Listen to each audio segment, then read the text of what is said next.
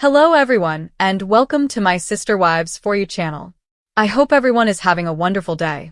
Before we begin, please hit the subscribe button and give this video a thumbs up. Meri Brown, star of Sister Wives, is prepared to fall in love again, but on her own terms. Meri has been slowly reclaiming her identity after being bound to a polygamous household system that characterized her for more than 10 years. A turning point was her emotional separation from the Brown family's church, which she referred to as a spiritual divorce. Stepping inside oneself, alone, but not broken, was more important than simply abandoning a set of beliefs. Her romance with Amos Andrews began shortly after she left. Despite its short duration, the romance held significance. In early 2024, after 4 months together, the two made the decision to split up. There were no scandals or betrayals, only a sincere recognition that their paths were diverging. According to Meri at the time, they discovered that they had different dreams and points of view. She confessed that the strain of internet attention made it difficult for them to cherish what they had, even though she was grateful for their time together. She clarified that it was challenging for them to stand up for one another because of the constant rumors and online scrutiny. A clearly defined love vision, Meri's desired partner. Meri, though, doesn't let disappointment consume her. In typical Meri form, she is putting growth before of grief, and now she is sharing with the world the type of relationship she is looking for.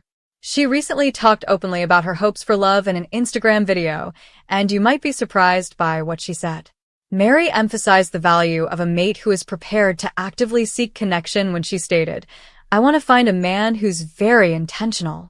She continues to believe in hard work and says, "I want the guy to make the steps of wanting to know me happen. With me, chivalry is still alive," she continued. Perfection isn't important to Meri. It has to do with presence. Perfection is not what she is requesting. In exchange, she is prepared to totally embrace that energy.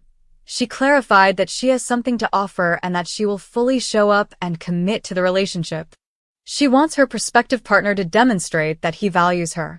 Meri wants serenity and genuineness more than anything else. She longs for a secure, happy, and emotionally giving love. She also anticipates comfort, laughter, and serenity with her future partner. As of right now, she is content to wait. She said in the caption, "Until then, I'll keep living, loving, and holding space for a true connection, the kind that's rooted, real, and reciprocal." Her comment struck a profound chord with her followers. Supporters honor her development and grace. In response, one follower said, "Good. Maintain your standards. You deserve to be loved and respected by someone who genuinely cares about you." Another commented, "Meri Brown, you are really amazing." Her community's love didn't end there. "Behave toward him as you would like to be treated." And this one just expressed what many were thinking. "Thank you so much for this post, truly elegant and inspiring red heart." It is 100% work from each person, in my opinion. Discovering happiness on the way, with or without a spouse. Meri's life does not revolve on love, even if her heart is open to it. She has been discovering, interacting, and traveling according to her own schedule. She documented her journey and wanderings throughout the ancient city of Boston as she flew alone there in May to join Mel Robbins' Let Them Theory book tour. She soon returned to the road for an impromptu road trip filled with tons of great conversations, this time with her buddy Amber. She is also putting a lot of effort into Lizzie's heritage in her passion project. Renovations are under progress, and Meri thinks that the enthusiasm she experiences while interacting with people might be related to the effort she's making to restore not just a house but a life. Meri is currently welcoming this chapter with dignity, perseverance, and an unwavering sense of self-worth. If and when love does come, it must meet her right where she is. The children of Robyn Brown never felt included into the family. When Aurora's mother married Kody in 2010, she insisted on joining the family, saying, "I have been told directly, multiple circumstances by multiple different people, that I was not accepted, that I wasn't their sister, and that they didn't think or perceive me that way." Brianna, her sister, also expressed her opinion that the parents could have done a better job with, connecting us as a family, and it never really happened. Christine, however, is unsure of how they may have extended their embrace. She ensured that Robyn and Robyn's children were invited to everything. I would just say, just come into the house anytime you want. She also mentioned that Michael T. Brown Padron lived with Robyn's children for a while and that her daughter Isabel Brown was very close to them. There were hard times and my kids were frustrated, but they always considered Robyn's kids their siblings just the same. Kody Brown wouldn't remarry, but Janelle Brown would, lashing out at the autonomy she received through multiple marriages. When it's functioning correctly, you have this amazing family unit that you're part of, a community that you're plugged into. You have a husband and you have a great relationship with him, and you have everything, right? And then I have all my independence. So to me, plural marriage really was a really great arrangement. But Kody would never again say I do to polygamy. Polygamy kills emotional intimacy, he said in the episode that aired on December 1st. It makes everybody defensive, and I really want an emotionally vulnerable, intimate relationship with a woman, and you're not going to get that in polygamy. Years ago, Kody Brown began to distance himself from Janelle Brown. According to Janelle, once the family moved to Arizona from Las Vegas in 2018, Kody found it more difficult to split his affections. She said on the September 29th show, Kody found it a lot easier to be away when he moved to Flagstaff. She revealed that he would try to grovel because he was exhausted, saying, "I'm really tired." I'm like, well, you can rest at my house just as much as you can rest at Robyn's house. A couple of times I had to remind him that he needed to come to my house. The children of Janelle Brown and Christine Brown Woolley didn't enjoy visiting Robyn Brown's house. The problem for Christine's children, however, was that they saw that Robyn and their dad were a couple and he wasn't in our home. Janelle described this separateness her brood felt with Robyn, saying, "My children were scolded if they would open up Robyn's fridge." Robyn added that her crew was aware of the division. On the September 29th episode, she revealed, "Meri was very accepting of my kids and I overall, but the rest of the family really struggled to accept my kids and I. All we wanted to do was be a part of this family." However, Gabriel would contend that he and his siblings made a concerted effort to include them. He stated, "I think that Robyn definitely has a victim complex," during the episode that aired on October 13th. I mean, to put it bluntly. And I don't necessarily blame her for that. I think that different people do, devise different strategies to keep themselves afloat. But, he continued, if she actually believes that we were mistreating her or her children in any way when she was constantly getting favorited by Dad, and we were always working on our relationship with her kids, if she actually believes that, then there's no chance of me having a relationship with Robyn ever again. Janelle Brown questioned the parenting styles of Robyn and Kody Brown. In the September 29th episode, Kody talked about how his and Robyn's youngest child, Ariella, who was born in January 2016, clung to his leg as he tried to depart, demonstrating how having their dad move between 4 different houses did have an impact on his 18 children. I had to explain to her, "There's another wife that needs me, another mommy. I got other kids that need to see me," Kody said. "And she's just dragging along on my legs screaming, 'Don't leave me, Daddy, don't leave me.' And I'm like, golly man, this is hard." Janelle insisted, "Unfortunately, that's just a reality of plural marriage. From the very beginning," she said, "the kids knew that their dad was not going to always be there. I always felt like that Kody and Robyn mismanaged the situation with her children. He couldn't be away for more than 3 or 4 days because Ari just gets so sad, or whatever." I'm like, I feel like that was poor parenting. Through all history of the family, the other kids did it, and they're fine. They're well-adjusted adults. Robyn Brown and Michael T. Padron had a close relationship.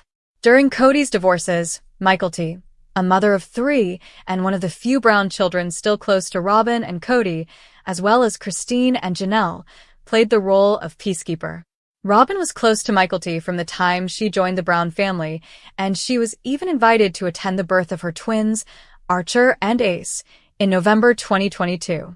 I was trying to figure out who I was when Robyn first joined the family, and she made me feel special, and she made me feel seen, Michael T said in the episode that aired on September 29th. Robyn was there for me when I needed somebody. She was there for me when I needed somebody to hear me, to love me. Additionally, her mother Christen was ecstatic. Christen said in the October 6th episode, "It was everything that I hoped for when Robyn entered the family, and it was clear that she and Michael T had a great relationship. When I was so excited about having a plural family, I was hoping that my kids would have a great relationship with other moms." Kody Brown allegedly brainwashed one of his children. Kody believes that he was taken out of their life by more than just his wives. He gave his perspective on his distance from some of his older children in the October 6th episodes, explaining, "They're purposely leaving me out of their lives to punish me for a crime I did not commit. I am only guilty of not falling madly in love with their mothers." Furthermore, he added, he believes his ex-spouses share some of the responsibility. "This disparity in relationship with my children is specifically in my mind because of SD talk," he stated. "There's this whirlwind of disappointment from the family breaking up or whatever, and it's like, well, blame Dad. Dad screwed up." Although he bears some of the responsibility, he finds the name-calling offensive. Kody disclosed that one of his children replied to a text message saying, "You are a piece of trash. I would never speak to you again anyway." He notably mentioned that he was having trouble connecting with Hunter, Maddie, and Gabriel. "I've had one of my kids just say, 'You're an a-hole. I'm never talking to you again. You manipulated me and you brainwashed me,'" he said to cameras in a different incident. And he's unwilling to deal with that venom. He stated, "I'm not going to reach out forever," adding that he believes his grown children ought to be doing more to make things right. "I'm willing to make the effort, but somebody else is going to have to be on the other end of that and make some effort too." As a parent, Robyn Brown found it difficult to respect Kody Brown. Robyn found it extremely painful to witness Kody's alienation from his grown children. During the October 6th program, she said, "My parents got divorced when I was little. He lived with one wife in another city, and then my mom lived alone.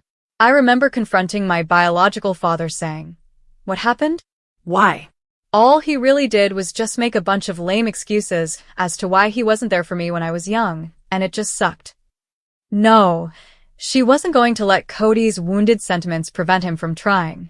During their heated on-camera confrontation in late 2022, she admitted, "I'm having a hard time not, feeling like losing respect for you a little bit." Kody also admitted that he might be doing more to improve his relationship with his children, but he insisted that he must first heal his heart. Claiming that certain of his children are colluding against me, he said, "I'm so angry about what has happened that if I talk to my kids, I'm worried that they'll trigger me with an accusation. I'm too hot-headed right now. All I'll do is more damage." Kody Brown didn't see his grandchildren for years.